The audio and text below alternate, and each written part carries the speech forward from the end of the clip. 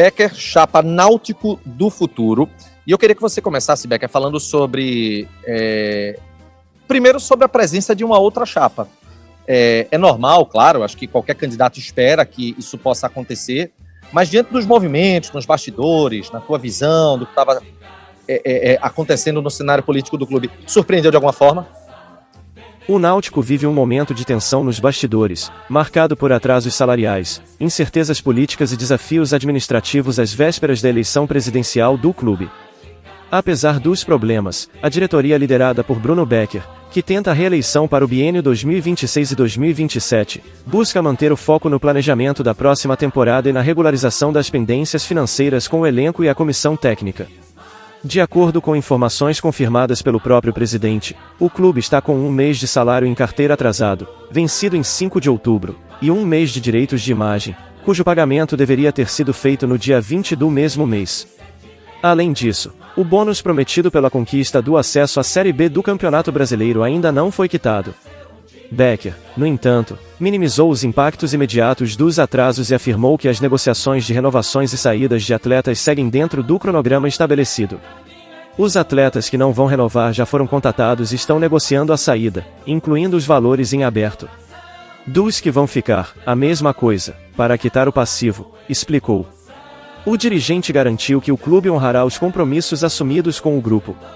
Diferentemente de quando recebemos o Náutico no final de 2023, hoje o acesso à Série B nos dá a tranquilidade de que temos onde buscar receitas para equacionar esse passivo e vamos fazer isso, completou Becker, reforçando que a situação financeira será estabilizada nas próximas semanas. Uma das medidas para sanar as dívidas é a renegociação do contrato de direitos de transmissão com a Liga Forte União, LFU, aproveitando o novo patamar do clube após o retorno à Série B. A diretoria também trabalha na busca por novos patrocinadores, mirando empresas interessadas em associar suas marcas ao projeto de reconstrução alvirrubro. Entretanto, o cenário político do clube, que parecia caminhar para uma reeleição tranquila de Bruno Becker, sofreu um revés com a confirmação de um bate-chapa nas eleições, marcadas para o dia 30 de novembro. O ex-presidente do Conselho Deliberativo, Pablo Vitório, lançou sua candidatura, quebrando a expectativa de aclamação e provocando reações dentro e fora dos aflitos. O presidente da Federação Pernambucana de Futebol, FPF, Evandro Carvalho, foi um dos que criticaram duramente a disputa interna. Em entrevista ao GE, o dirigente afirmou ter sido pego de surpresa com o surgimento da chapa de oposição, destacando que a indefinição política travou negociações importantes que estavam em andamento. Quem fez isso detonou o clube. Francamente, não tem interesse em ajudar. É uma chapa que não terá nem 10% dos votos.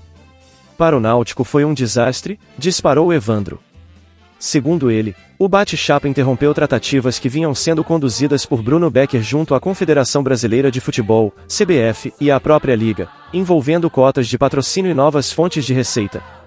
Tudo que conversamos na CBF, todo o planejamento traçado, contato com a Liga, com patrocinadores, tudo congelou.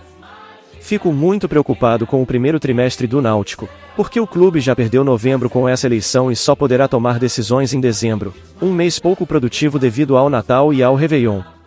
Esse bate-chapa matou o Náutico. Foi desastroso, completou o presidente da FPF. As incertezas administrativas chegam em um momento delicado. O campeonato pernambucano deve começar no dia 7 de janeiro, apenas 38 dias após a eleição, o que reduz significativamente o tempo de preparação para o elenco. Em entrevista ao jornalista Renato Barros, do canal Timbucast, Bruno Becker reconheceu que o bate-chapa pode causar impactos negativos no andamento das negociações e na montagem do elenco para 2026, embora tenha defendido o direito democrático da oposição de se candidatar. Becker também falou sobre Ricardo Malta como seu candidato a vice-presidente, substituindo Tatiana Roma, que optou por não concorrer à reeleição. Segundo o mandatário, Malta chega com o perfil técnico e administrativo necessário para fortalecer o projeto de modernização do clube. Antes de acompanhar as falas completas do presidente Bruno Becker, quero te pedir que inscreva-se no canal, ative as notificações, deixe o like e compartilhe o vídeo com outros torcedores alvirrubros.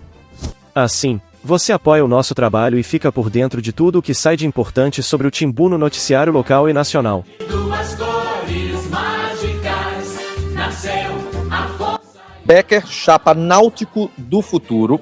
E eu queria que você começasse, Becker, falando sobre... Primeiro, sobre a presença de uma outra chapa. É normal, claro, acho que qualquer candidato espera que isso possa acontecer, mas diante dos movimentos, nos bastidores, na tua visão, do que estava acontecendo no cenário político do clube, surpreendeu de alguma forma?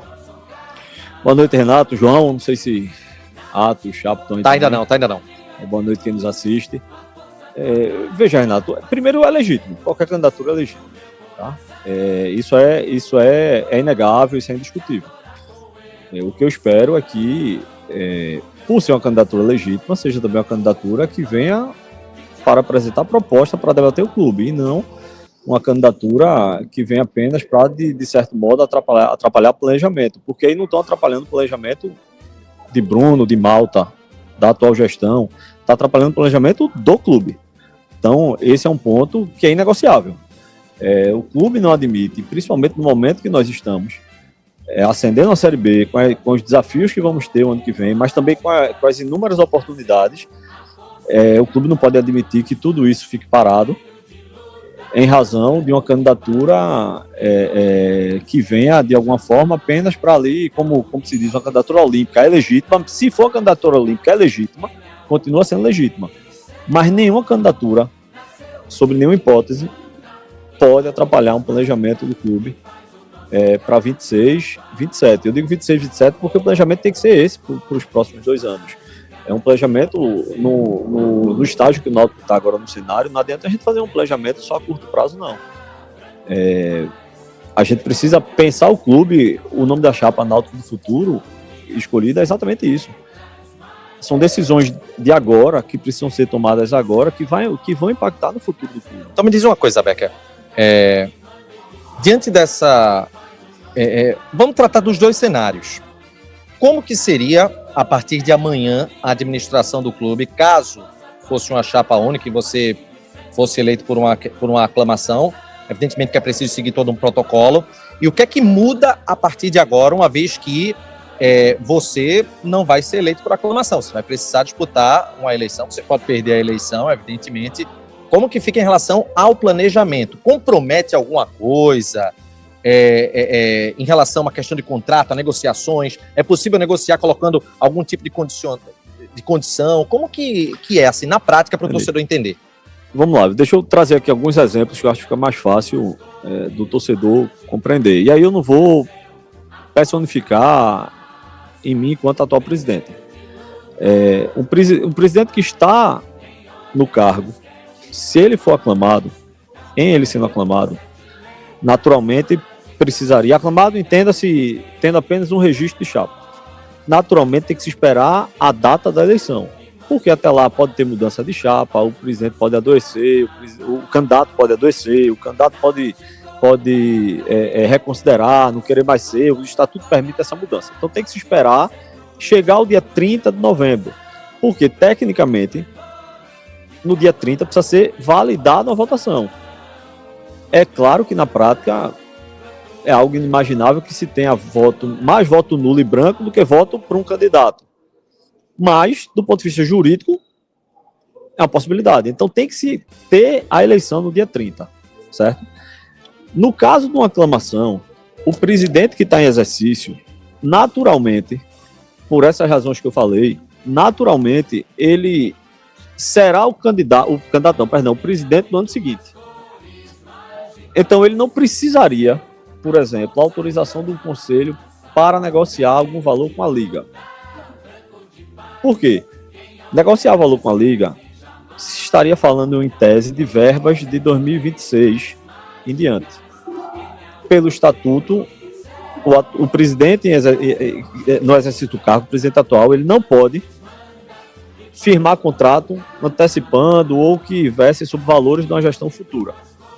No caso de uma única chapa, o atual presidente obrigatoriamente será o presidente no próximo exercício. Então não tem isso de estar antecipando valores de gestão futura, porque a gestão futura é idêntica à atual, é a continuidade. No caso de 2 chapas, minimamente tem que se esperar 30 dias, certo? Para que se tenha alguma decisão validada. Ou enviar para o conselho dentro da prerrogativa que tem, da autoridade que tem o conselho, discutir esse tema e autorizar ou não a celebração de referido contrato.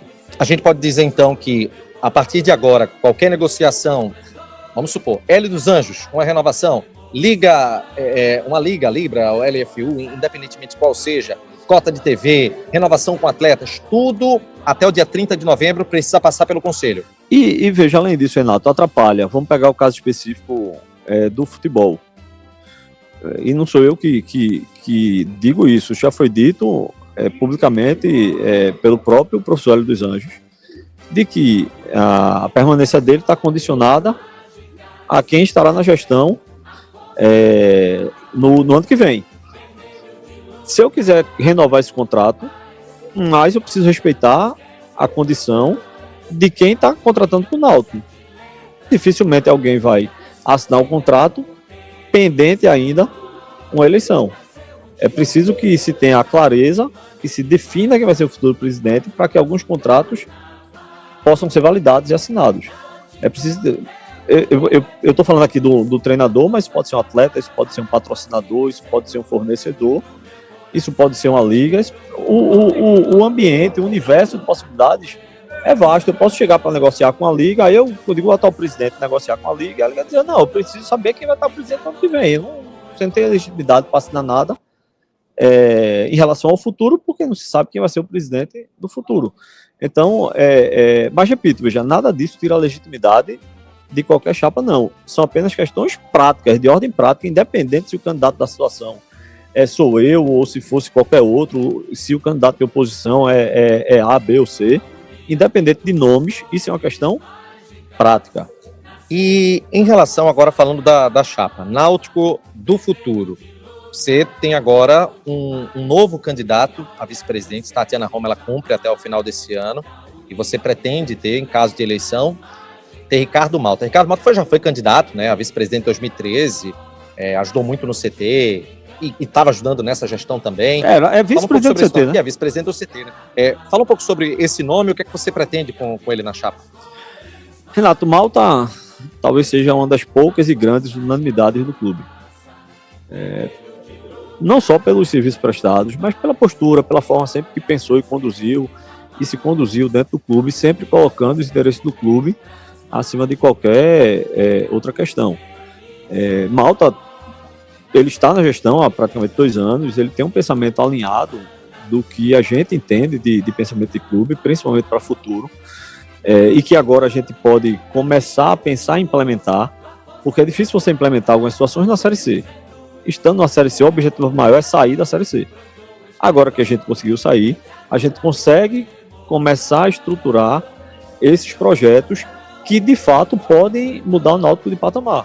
A gente está falando de questão de estádio, a gente está falando de modernização do centro de treinamento, de estrutura propriamente dita, estrutura física aqui na sede, de projetos.